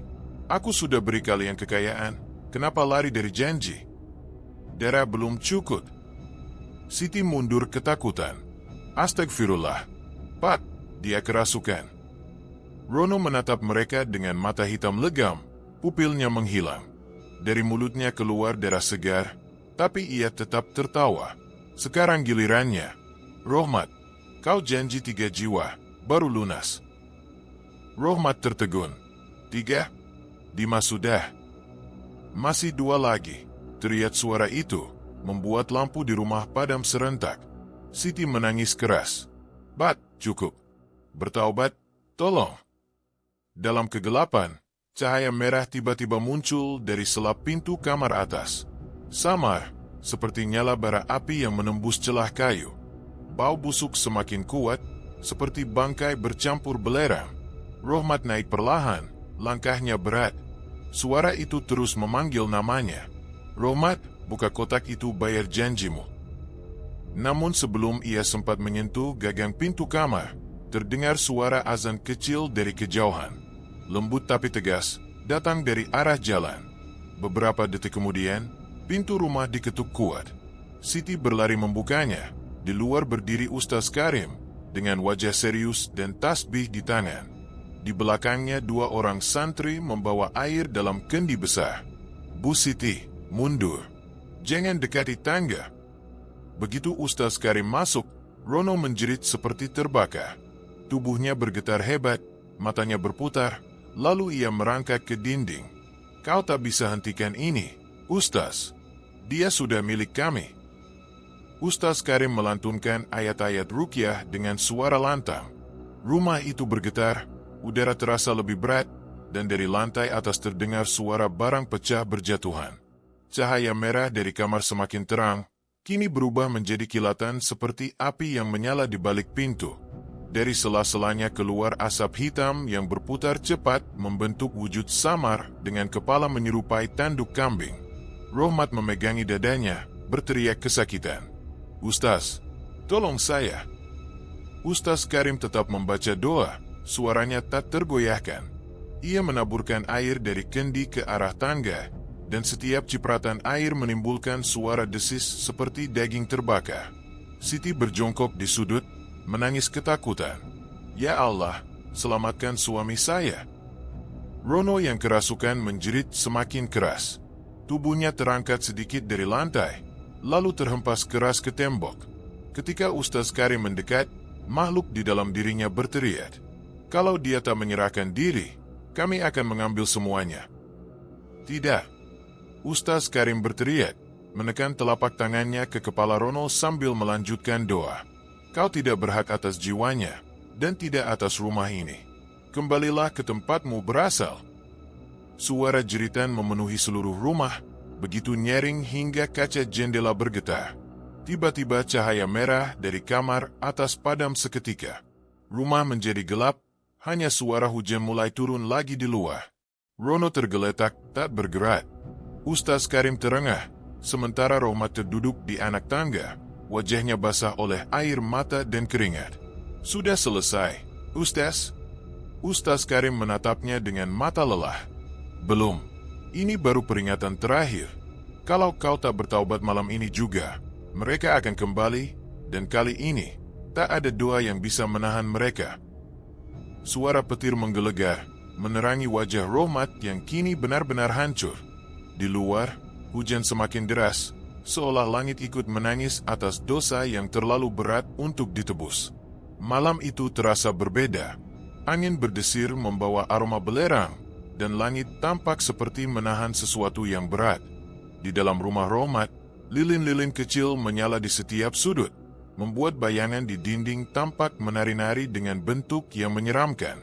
Rono berdiri di tengah ruangan, menggenggam kitab lusuh berisi huruf-huruf yang tak dapat dibaca manusia biasa.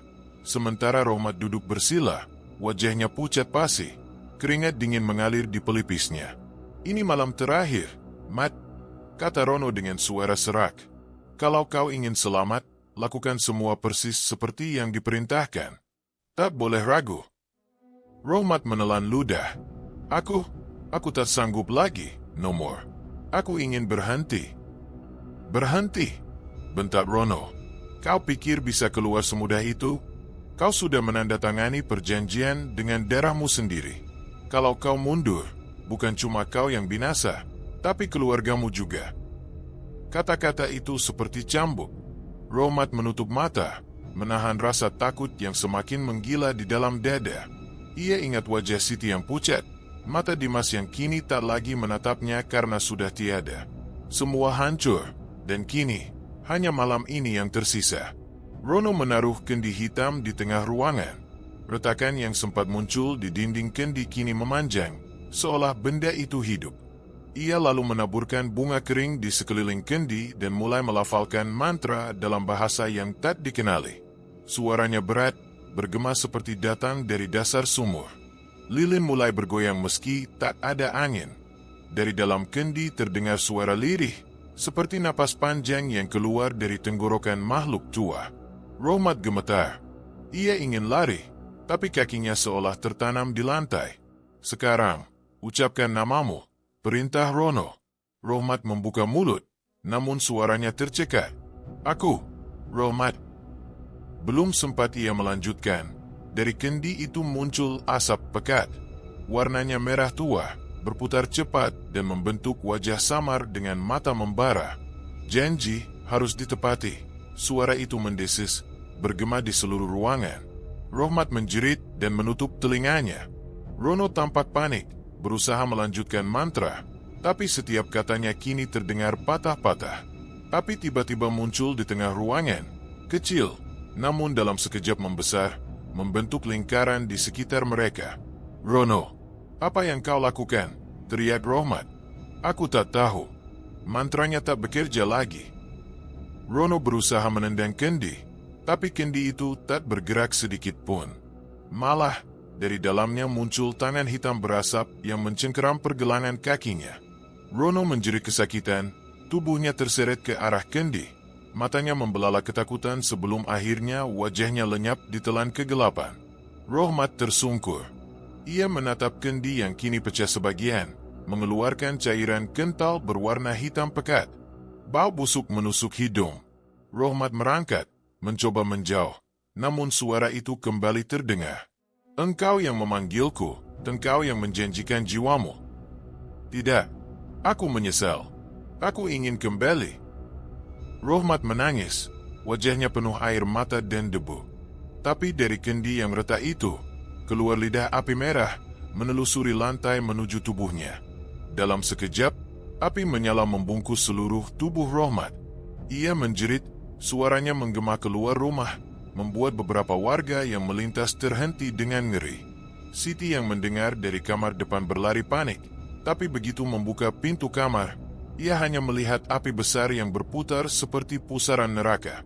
Di tengahnya, suaminya terbakar tanpa suara, sementara kendi hitam di lantai pecah menjadi serpihan. Ketika api padam, yang tersisa hanyalah abu dan bau daging gosong. Ustaz Karim datang bersama warga setelah mendengar jeritan dan cahaya aneh dari kejauhan. Mereka menemukan Siti pingsan di depan kamar, tubuhnya gemetar hebat. "Subhanallah," bisik Ustaz Karim. Ia memandang ruangan yang hitam hangus.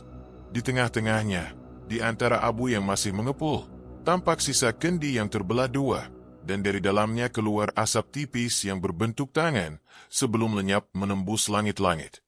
Warga beristighfar, beberapa menutup wajah, sebagian lain menahan mual karena bau yang tak tertahankan. Ustaz Karim menatap abu itu lama, lalu berucap pelan, "Beginilah akhir dari mereka yang menjual jiwa demi harta. Api dunia mungkin padam, tapi api neraka menanti bagi yang tak sempat bertaubat." Siti menangis keras, tubuhnya lemas, sementara hujan turun perlahan dari langit seolah ingin memadamkan sisa panas di bumi itu. Rumah yang dulu penuh jahitan dan tawa kini hanya menyisakan dinding hangus dan bau kematian. Dan malam itu, angin membawa bisikan samar dari arah kamar bekas ritual. Suara lirih yang terdengar seperti rahmat, memohon ampun yang tak akan pernah datang. Beberapa tahun telah berlalu sejak malam kebakaran yang merenggut nyawa Rohmat. Waktu berjalan, tapi bayangan hitam dari masa itu tetap menggantung di benak warga kampung. Rumah bekas Rohmat kini berdiri rapuh di ujung jalan. Catnya terkelupas, jendela-jendelanya pecah, dan rumput liar menjalar sampai ke teras. Tak ada yang berani mendekat, apalagi masuk. Setiap malam Jumat, terutama menjelang tengah malam, warga sering mencium bau aneh dari arah rumah itu. Bau logam menyengat, seperti darah segar. Kadang terdengar juga suara halus dari dalam rumah, cek-ek, seperti gunting kain yang sedang memotong bahan. Suara itu terdengar jelas di tengah keheningan malam, seolah ada seseorang yang masih menjahit di dalam, melanjutkan pekerjaan yang tak pernah selesai. "Sudahlah, biarkan saja rumah itu kosong," kata salah satu warga tua suatu malam di warung kopi. "Setiap kali ada yang coba bersihkan, pasti ada saja musibah. Dulu si Parno sempat coba beli. Baru seminggu, anaknya jatuh sakit tanpa sebab." Warga lain mengangguk setuju. Rumah itu bukan sekadar bangunan kosong, tapi peringatan hidup bagi seluruh kampung, tentang keserakahan, tentang janji dengan makhluk yang tak seharusnya diajak bersekutu. Di sisi lain kampung, Dimas kini sudah beranjak dewasa. Ia hidup sederhana, bekerja sebagai penjahit kecil-kecilan di teras rumah bibinya. Tangannya cekatan, wajahnya tenang, dan setiap jahitannya selalu ia mulai dengan doa. Meski hidup pas-pasan, banyak warga yang justru menyukai hasil kerjanya, karena mereka percaya, kain yang dijahit dengan hati bersih tak akan membawa sial. Setiap Jumat pagi, Dimas selalu membagi sebagian hasil kerjanya untuk anak yatim dan fakir miskin. "Ini pesan dari ibu," katanya setiap kali ada yang bertanya. Siti, ibunya, kini tinggal di rumah kecil dekat musola, menghabiskan waktu dengan mengajar mengaji anak-anak. Luka lama masih membekas di matanya, tapi ia memilih untuk tidak membicarakan masa lalu. Suatu sore, ketika matahari hampir tenggelam, Siti membuka kotak kayu kecil peninggalan Ustaz Karim. Di dalamnya hanya ada selembar kertas berwarna coklat, sudah rapuh dimakan waktu. Tulisan tangan itu masih bisa terbaca. "Rezeki yang datang dari kegelapan hanya akan membakar hidupmu. Jika ingin hidup tenang, terimalah sedikit tapi halal. Jangan ulangi langkah yang telah menelan banyak jiwa." Siti menatap pesan itu lama. Air matanya menetes perlahan. Ia tahu, Ustaz Karim sudah lama berpulang ke rahmatullah, tapi nasihatnya tetap hidup dalam ingatan warga. Tidak ada hari Jumat tanpa tahlilan di musola untuk mendoakan beliau, orang yang berani menghadapi gelapnya dunia pesugihan dengan cahaya doa. Malam itu, angin berhembus lembut. Dimas baru saja menutup tirai bengkelnya ketika angin dingin lewat, membawa suara sama. Ia menoleh ke arah rumah bekas ayahnya yang tampak di kejauhan. Di sana, di balik jendela gelap yang pecah, terlihat cahaya redup seperti lilin menyala. Bersamaan dengan itu, terdengar suara gunting beradu logam dan desir benang yang ditarik panjang. Dimas menghela napas dalam-dalam.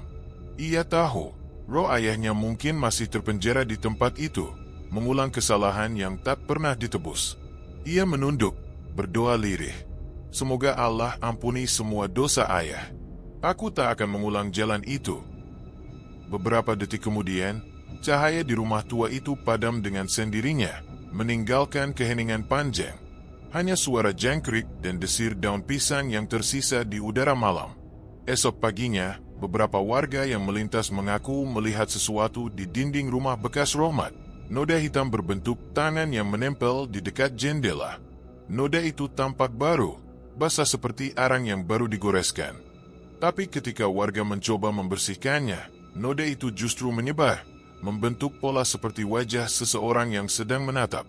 Sejak hari itu, tak ada lagi yang berani mendekat. Waktu terus berjalan.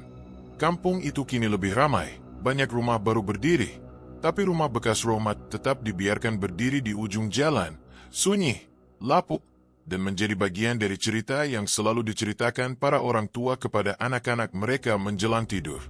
Jangan pernah mencari jalan pintas untuk rezeki. Begitu mereka berkata, karena setiap kesepakatan dengan iblis pasti berakhir dengan kehilangan. Malam-malam Jumat masih menyimpan rahasia. Kadang angin membawa suara samar, seperti seseorang yang menjahit dalam kegelapan, diiringi desahan menyesal yang tak selesai. Namun mereka yang beriman tahu, itu hanyalah pengingat bahwa dunia ini punya batas antara terang dan gelap, antara yang halal dan yang haram. Dan selama manusia masih tergoda oleh cepatnya kekayaan, rumah itu akan tetap menjadi saksi bahwa tidak semua doa didengar oleh langit. Jangan pernah tergoda untuk mencari rezeki dengan jalan gelap. Kekayaan tanpa berkah hanya akan membawa petaka, bukan hanya bagi diri sendiri tapi juga bagi keluarga yang ditinggalkan. Kalau kamu mengambil hikmah dari kisah ini, jangan lupa tekan subscribe dan nyalakan loncengnya. Karena setiap cerita yang tampak menyeramkan, selalu menyimpan peringatan untuk kita yang masih hidup, agar tidak mengulangi dosa yang sama.